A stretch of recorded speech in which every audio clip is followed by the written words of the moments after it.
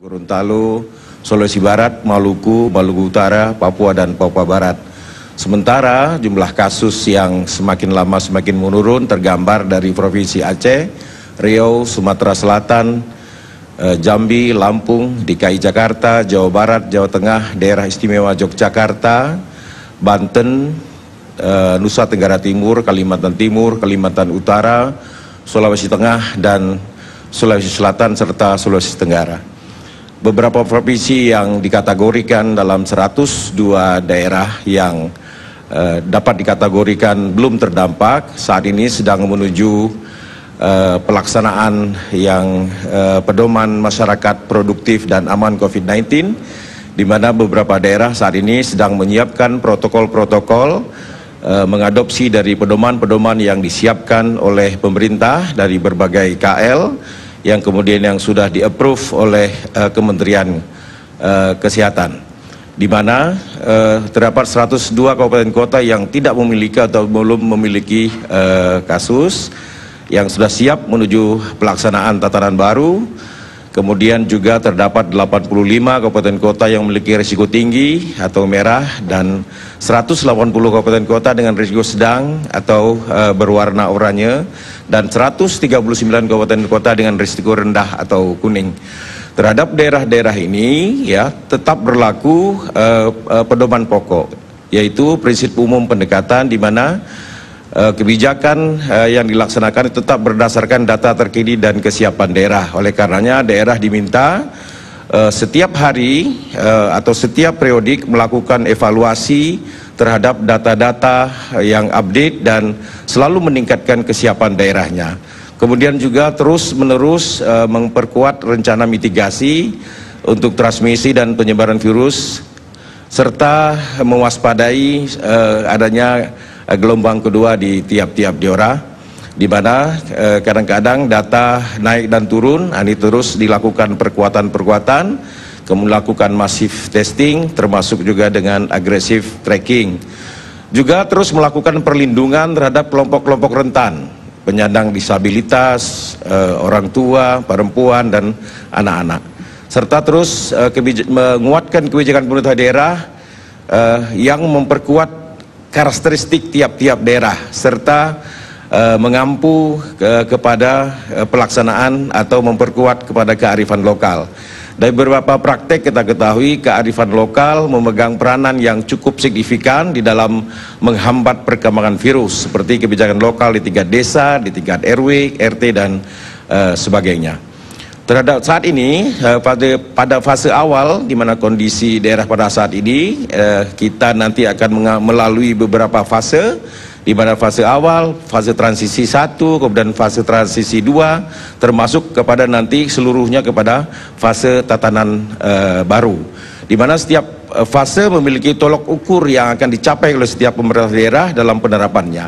Oleh karenanya, pemerintah daerah yang saat ini sedang mempersiapkan pedoman-pedoman tatanan baru di dalam menjalankan masyarakat produktifnya, terus menerus sekarang sedang menyiapkan persiapan-persiapan ke arah tersebut, dengan tetap memperhatikan amanah bersama di antara Mendagri dan Menteri Keuangan, di mana tetap memperkuat belanja di bidang kesehatan agar bisa dicapai dengan good caring.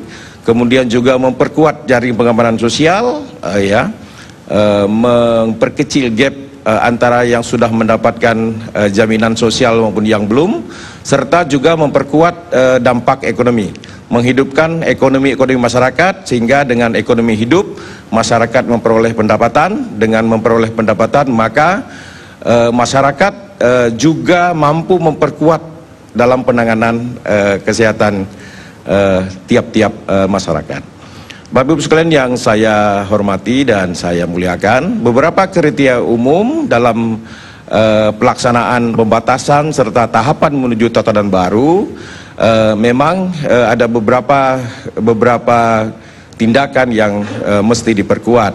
Yang pertama adalah pengujian dan tracing terhadap kontak, ya, di mana tetap dalam suasana kita masif testing serta juga agresif tracking, ya, walaupun cuma satu kasus atau hanya 2 kasus, namun testing dalam lingkungan yang baik, kemudian penelusuran yang baik, mudah-mudahan tetap dapat menjaga status daripada daerah yang menuju penurunan kasus ataupun memaintain jumlah kasus agar tidak kembali meningkat. Kemudian juga terus-menerus memperkuat kapasitas kesehatan, ya, dari keterangan juru bicara pemerintah. Saat ini tingkat hunian pemerintah, tingkat hunian rumah sakit dan beberapa kapasitas kesehatan kelihatannya saat ini sudah stabil, ya. Kita tidak overload dalam pelayanan kesehatan, tapi terus diperkuat kapasitas kesehatan serta medik yang harus diperkuat. Kemudian juga perlu menyusun perencanaan. Ya, tentu saja semakin baik perencanaan, maka semakin bagus pelaksanaannya. Oleh karenanya, perencanaan yang disusun diantaranya adalah perlindungan kesehatan terhadap pekerja di fasilitas kesehatan, industri strategik, dan transportasi massal yang menggunakan protokol-protokol yang telah ditentukan. Bapak Ibu sekalian yang saya hormati, dalam menuju tatanan baru memang banyak kriteria yang saat ini bermunculan. Tapi paling tidak pada pokoknya adalah 3 kondisi utama yang harus dinilai sebelum menentukan suatu fase dalam proses tatanan. Sekurang-kurangnya adalah kondisi epidemiologi. Ya, penilaian ini harus dilakukan secara periodik oleh pemerintahan daerah dengan pedoman kepada edaran atau pedoman yang telah ditentukan oleh Kementerian Kesehatan dan gugus tugas nasional. Kemudian juga aspek layanan kesehatan, ini juga terus diperkuat. Kemudian juga aspek-aspek kondisi kesehatan masyarakat. Ini yang harus terus-menerus dinilai dan dievaluasi oleh pemerintah daerah. Bapak Ibu sekalian yang saya hormati, beberapa strategi yang sering ataupun yang dinilai oleh masyarakat dapat memperkuat proses menuju tatanan baru, diantaranya adalah memperkuat strategi komunikasi publik. Nah, ini juga di samping melakukan sosialisasi yang kuat, ya, mengoptimalkan peran rukun tetangga, RW, ya, kemudian juga mengaktifkan gugus tugas di level desa dalam penyebaran informasi dan edukasi, serta sosialisasi yang dilakukan bukan saja oleh pemerintah, tapi juga oleh lembaga swadaya masyarakat, kemudian relawan-relawan. Termasuk juga melibatkan aktif relawan yang saat ini telah tersedia banyak. Kami beberapa waktu yang lalu berkoordinasi dengan koordinator relawan COVID-19, sudah ada 30.000 relawan yang saat ini tersebar di pemerintahan daerah yang segera akan kami kirimkan surat kepada Pemda untuk dimanfaatkan untuk membantu Pemda dalam rangka menguatkan strategi komunikasi maupun sosialisasi bagi pemerintahan daerah. Kemudian juga melibatkan masyarakat setempat, ormas, serta figur-figur pemimpin adat. Di beberapa tempat, di beberapa daerah di Indonesia, figur pemimpin adat sangat membantu, ya. Sebagai contoh misalnya pelaksanaan di Bali yang menggunakan figur dan pemimpin adat dalam pelaksanaan itu berhasil di dalam mengendalikan perkembangan virus COVID-19. Juga komunitas lainnya, ya, seperti media komunikasi, komunitas radio, kemudian juga lembaga-lembaga termasuk pemanfaatan sosial media, ya, secara kuat, ya. Kemudian juga komunikasi yang berbasis internet, sosial media, kemudian juga kelompok-kelompok masyarakat yang bekerja di golongan ini, serta menggerakkan semua lapisan umur, ya. Sosialisasi ini juga bisa dilakukan dari rumah. Di samping juga dalam kelompok masyarakat, namun juga bisa dilakukan dari rumah. Kemudian juga kerjasama dengan semua kelompok masyarakat, ya. Pendekatannya tetap pentahelik, ya, libatkan perguruan tinggi, libatkan masyarakat, melibatkan berbagai macam kelompok, ya, cerdik pandai untuk melakukan atau menuju kepada tatanan baru. Kementerian Dalam Negeri juga di dalam hal ini untuk mendiseminasikan, kemudian menyiapkan menuju tatanan baru, juga menyelenggarakan lomba inovasi, di mana lomba inovasi daerah menuju tatanan baru ini mencoba untuk menggali ide-ide dari masyarakat, ya, agar masyarakat terbiasa dengan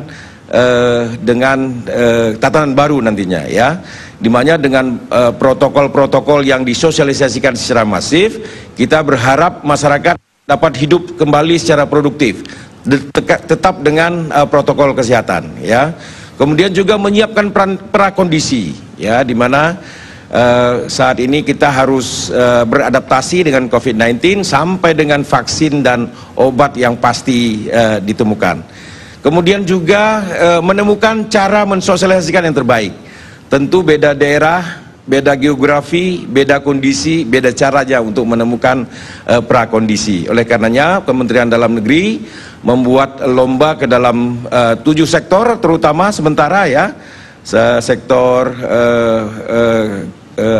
sektor transportasi, ya, pasar modern, pasar tradisional, pariwisata dan segala macamnya. Nanti hasil pemenang lomba ini akan digunakan untuk mensosialisasikan kembali.